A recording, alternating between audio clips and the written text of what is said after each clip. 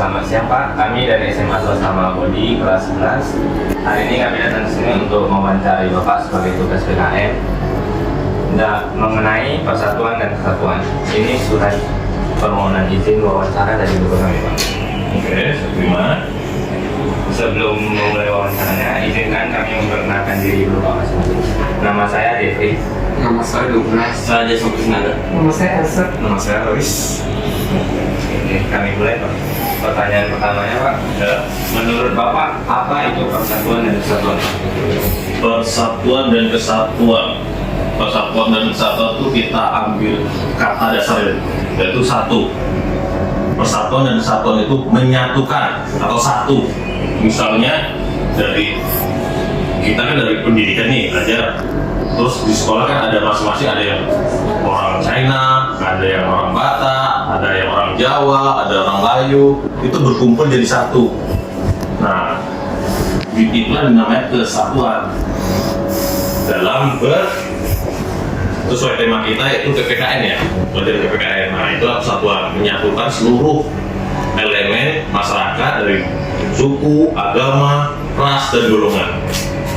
Nah, Pertanyaan kedua, apa yang akan terjadi ketika persatuan dan kesatuan tidak ada di Indonesia? yang kalau tidak adanya persatuan dan kesatuan terjadi di Indonesia, ya Indonesia tidak akan pernah merdeka. Nah, dari persatuan itulah dari persatuan seluruh bangsa Indonesia, dari ras, golongan, agama, dan yang lain-lain itu bersatu untuk memperjuangkan bangsa Indonesia. Maka disitulah terjadinya kekuatan yang penuh untuk membela negara atau untuk memerdekakan negara. Selanjutnya pertanyaan ketiga, apa yang harus dilakukan untuk meningkatkan rasa persatuan dan kesatuan? Apa yang harus dilakukan untuk meningkatkan rasa persatuan dan kesatuan? Yaitu rasanya toleransi yang tinggi, persahabatan, dan jiwa korsa dalam kebersamaan.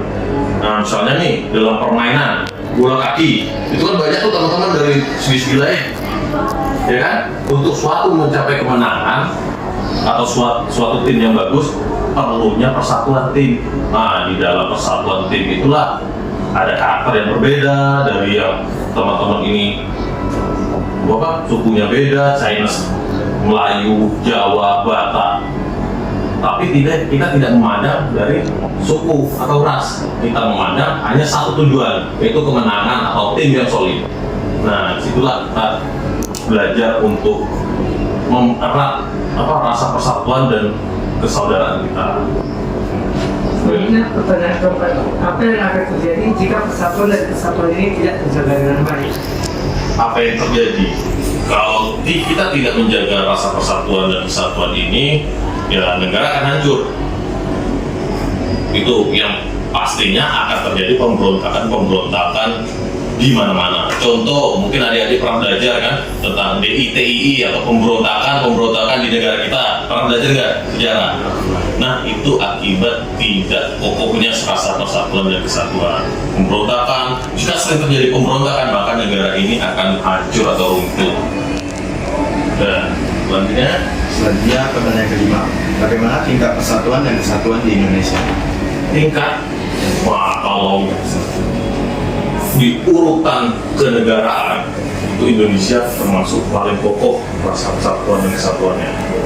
Contoh, ini di masalah perang ya. Kalau masalah perang itu diakui di dunia.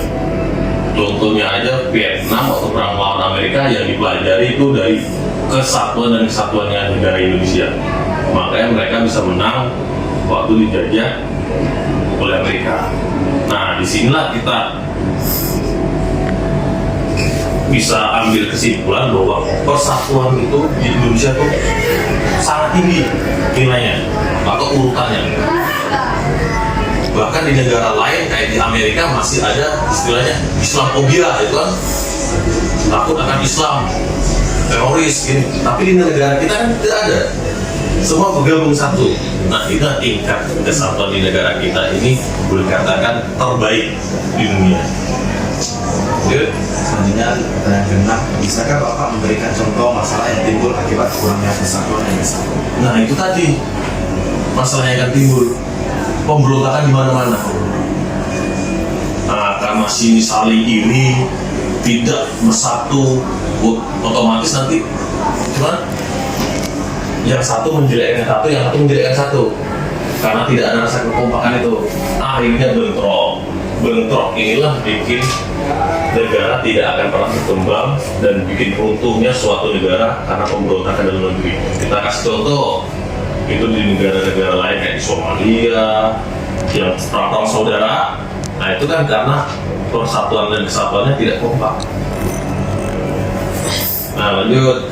Selanjutnya pertanyaan yang ketujuh, mengapa perlu adanya persatuan dan kesatuan di bangsa kita? Oh itu sangat perlu dan itu sangat penting. Karena suatu negara, apa kata presiden kita dulu, Soekarno,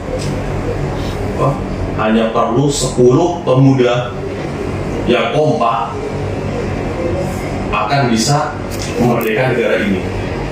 Ingat pesan Tomo juga dalam agendanya Sumpah Pemuda, yaitu mempersatukan seluruh pemuda Indonesia.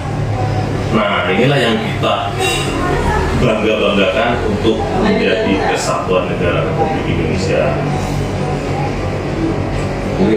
Selanjutnya pertanyaan ke-8, apa saja faktor pendorong agar terbentuknya persatuan dan kesatuan? Nah, faktor pendorong ini kita mulai dari hal yang kecil.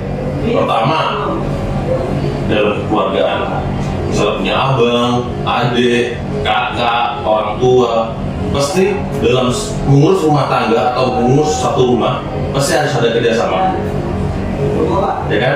Satu nyuci baju, satu ngepel, satu cabur rumput, itu sudah malah dalam bentuk pemersatuan. Nah itulah faktor-faktor pendorong. Nah kita tingkatkan menjadi di sekolah, nah itu bermain bola sama kawan-kawan, itu juga suatu hal pemersatu bangsa. Ya, main bola di kelas. Terus yang pastinya untuk menggapai suatu kesuksesan itu harus kerjasama yang baik atau persatuan dalam kerjasama. Lanjut. Pertanyaan ke-9, apa saja hal yang dapat melunturkan rasa persatuan dan kesatuan? Hal-hal ini yang dapat melunturkan persatuan dan kesatuan itu banyak ya. Itu semua termasuk dalam iri hati, dengki, sombongan, termasuk ya, hal-hal yang bisa melunturkan.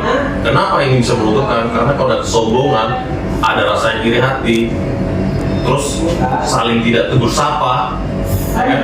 Ini mengakibatkan perpecahan. Nah, itu faktor-faktornya. Terus lanjut.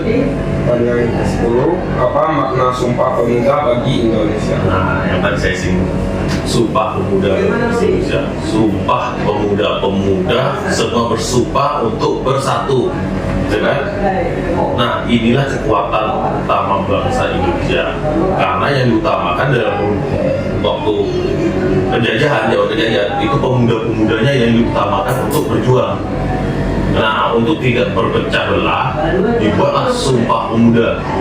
Jadi seluruh pemuda di Indonesia ini berkumpul, bersatu, mempunyai satu tujuan, yaitu kemerdekaan, dan sama-sama berjuang. Nah, itulah pentingnya Sumpah Pemuda bagi bangsa Indonesia. Dan ini terkesan kayak keramat gitu.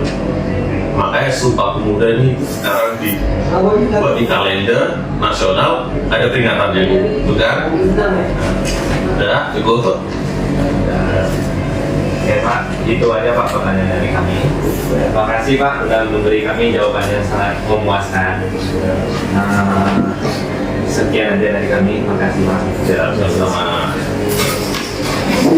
Oke. Nah, baik-baik belajar ya. Oke Pak.